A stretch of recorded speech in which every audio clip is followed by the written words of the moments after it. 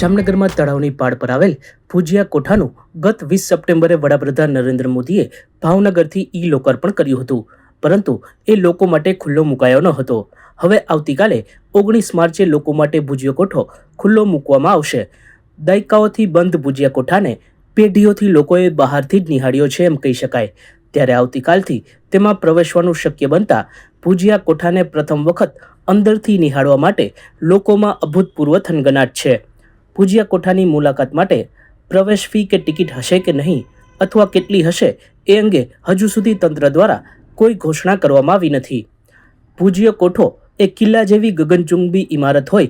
સુરક્ષાને ધ્યાને રાખી એક સમયે પ્રથમ 2 માળ પર મહત્તમ 50 વ્યક્તિને અને ઉપરના 3 માળ પર મહત્તમ 25 વ્યક્તિને જ ક્રમશઃ વારાફરતી જવાની પરવાનગી મળશે. લાખો શહેરીજનોમાં ભુજિયા કોઠામાં પ્રવેશી આહલાદક નજારાઓ જોવાની ઈચ્છા હોય. આરંભના દિવસોમાં તંત્ર માટે મર્યાદિત મુલાકાતીઓના પ્રવેશવાળી વ્યવસ્થા જાળવવી પણ એક પડકારરૂપ બની રહેશે એવી પ્રબળ સંભાવના છે. ઉપરાંત અહીં મુલાકાતીઓની ભીડથી ટ્રાફિકની સમસ્યા સર્જાવાની પણ ભીતિ છે.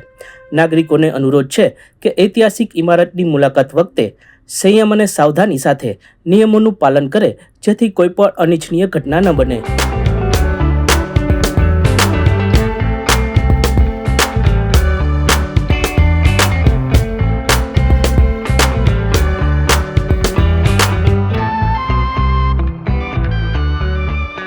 સચોટ સમાચારો સૌથી ઝડપી મેળવવા માટે અમારી ચેનલને સબસ્ક્રાઇબ કરો.